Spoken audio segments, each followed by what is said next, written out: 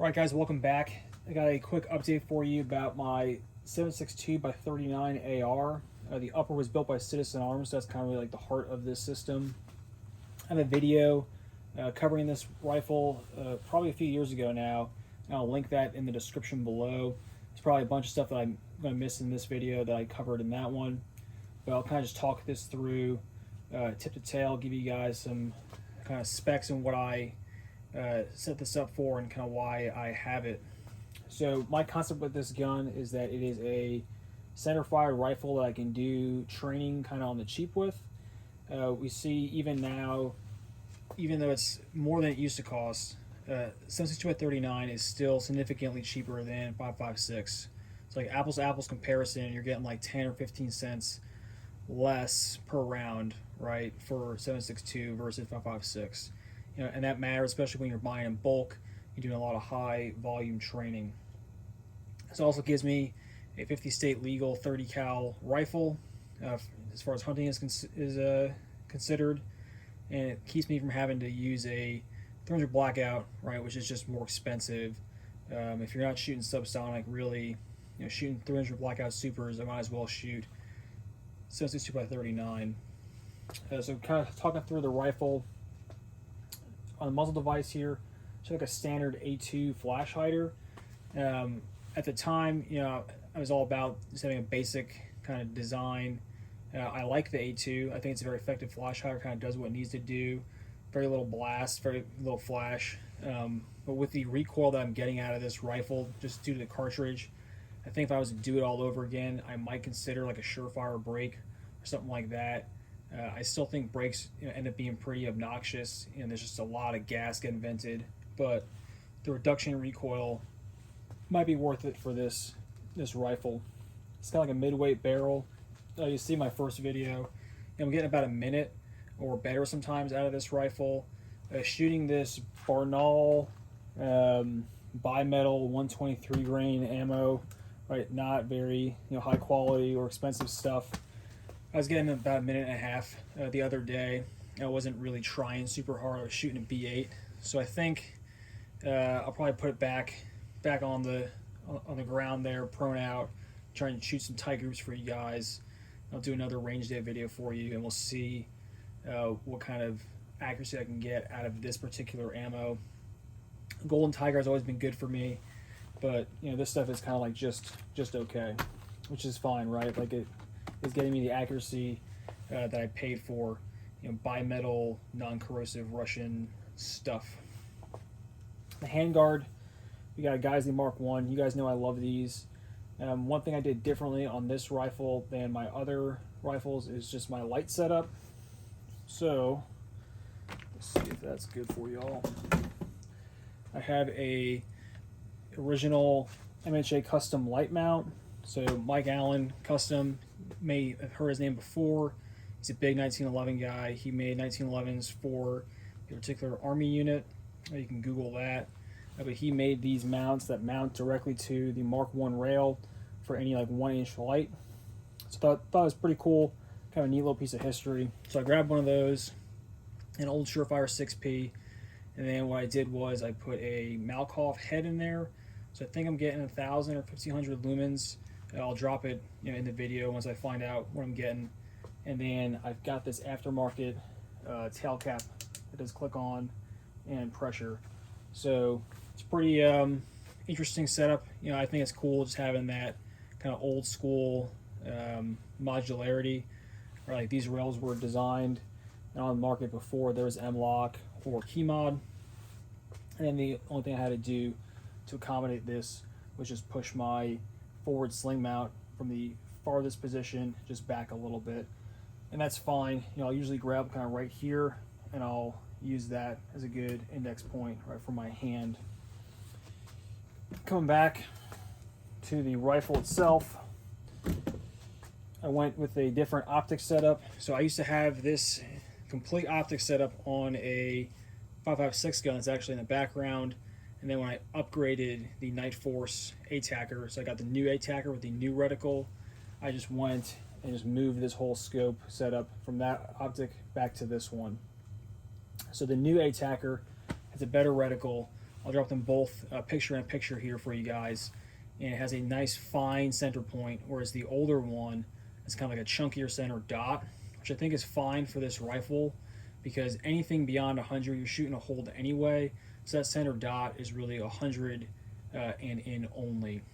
So I'm very happy with this setup. The ATACR is a great scope. If I was to give advice on building a rifle like this, I would probably tell you that this is probably more scope than this caliber rates. But I had it, right, it was already a sunk cost, so it was no big deal just bumping one scope down and kind of doing the great scope swap of 2022. Back here I got that LaRue mount for any kind of aim point micro pattern optic. It's got a hollow stone up here, 50-yard zero. Interestingly enough, with this barrel length, 7.62 by 39, the optic height, all those factors coming together, a 50-yard and 100-yard zero are pretty much indistinguishable, so that's pretty handy. You'll see in my last range day video, I was repping out some optic, red dot only shooting with it and just shifting my head a little bit. No issues really shooting with this kind of like high heads up position, but it is a significantly different style than getting low on like a 154 mount like this optic is mounted in. So bottom line, you can do this. You can have a high optic. You just really need to practice it. You got to really ingrain it. Muscle memory isn't what it is, but it is what it is, right? It's like the shorthand word. So that muscle memory, neural pathways, myelination, whatever you want to call it, has to be there to use something like this effectively. The bolt carry group is whatever Steve at Citizen Arms put in there. I've had no issues with it. I break extractors every 1,000 rounds, 1,500 rounds-ish. It's not a big deal. I keep a spare on the gun, which we'll see in a moment here. That's kind of like just the way it is. Sitting in the rifle, this is like a 20-round magazine, and I just kind of download these mags habitually just because I'm really only doing training with them, and there's just no sense for me to fight with them. So 15 rounds in this mag, and then this is a 28-round mag, and I just throw 25 in. Again, just for math's sake, I like to have it divisible by 5. While I got the mags out, just kind of want to show you guys some of the weight penalty that you're kind of eating by going to 7.62 by 39 versus 5.56. We got 30-round mag, GI mags. That is 1 pound, 1 ounce, right? So that's pretty consistent. And it's only 25 rounds. Let's see what we got here.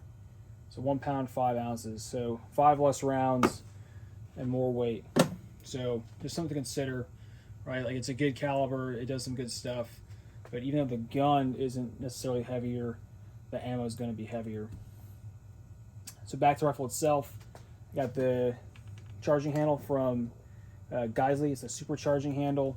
I've grown to like the airborne one just because it's a little bit smaller and less kind of snag prone. But there's nothing wrong with this one. I would never spend the time and effort to just replace it, just have a little shorter one if I already had it. I have the LaRue MBT-2S, so they're 2-stage trigger in here. I really like it. I think it's a great value. I think they used to be like $70, they're like $100 now. Even still though, you compare that to like a Geisley SSA trigger, I think this is probably a better value, if not a better trigger, right? So for what you get for the money, this is better than what you get out of a Geisley. So just my opinion.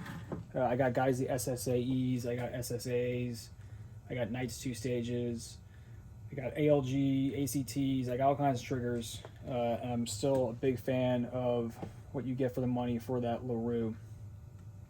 SPR grip, you've seen this 100 times before on all my rifles, and you see it all in the back there, just SPR grips all around. And then we'll get to the buttstock here. So I got my dope card. This is the BCM SOP mod, whatever stock. I like it because it has a good tight lockup on this buffer tube, but also because I got some storage in the butt pad here. So let's open that up. And then I've broken this so it's not captive anymore. I don't blame BCM, I blame me. I got a spare battery for either my red dot or my primary optic. I got a spare extractor for the bolt that's in the gun. and I have a whole new bolt just sitting there ready to go. So that's pretty self-sufficient.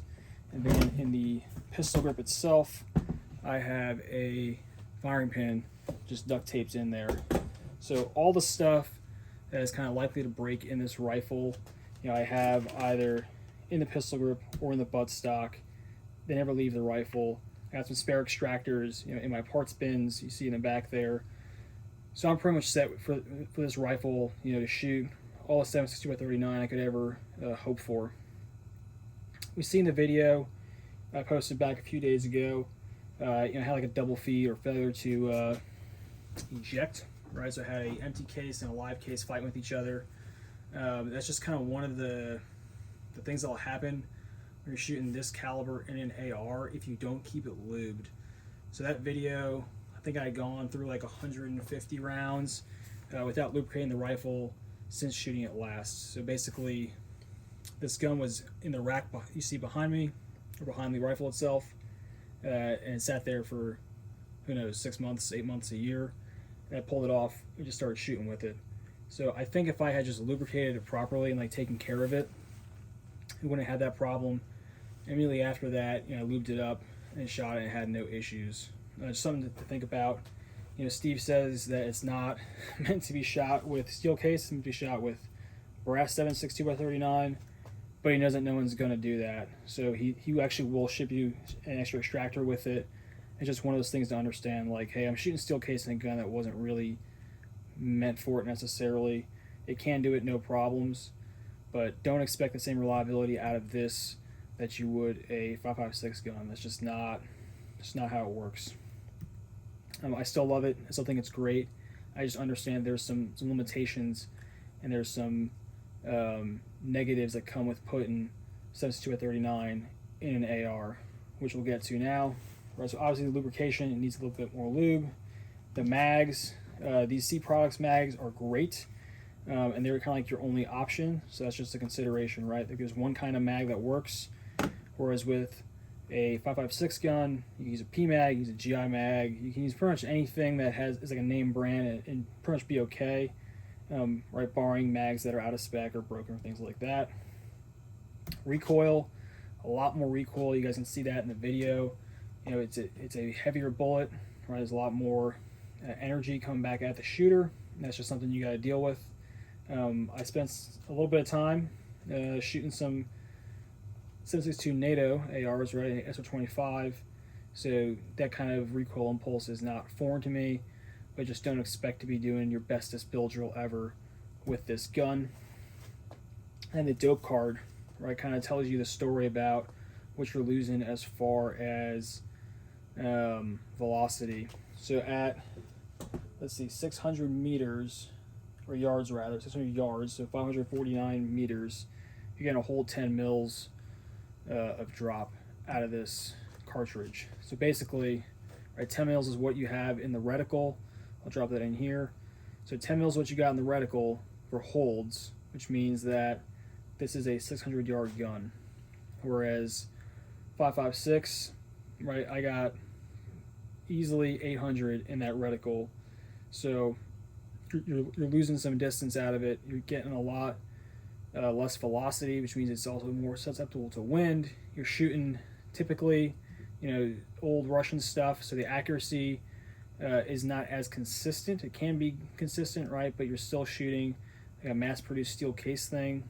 The 7.62x39 equivalent of Mark 262, I haven't found it yet, so don't expect to be doing the same things you can do with 5.56 with this rifle. However, right, ammo is cheaper, it's still plentiful, it's a 30 cal. This cartridge is typically seen as being better at defeating intermediate barriers just because of the mass that it has. And the bottom line is, right, I can still buy 7.62, I can pick it up, if that situation arises, and I can put it in a rifle that has all of the ergonomics and accuracy of an AR, because it is an AR, instead of being forced to shoot an AK or some bulky European SCAR kind of derivative, like a CZ Bren. Alright guys, let me know what you think. This is a pretty rare kind of setup, and I think I'm probably one of the few people on the internet that is happy with their 72 by 39 AR. Let me know what you guys want to know about. Give me some questions. Thanks for tuning in. All right, have a good one.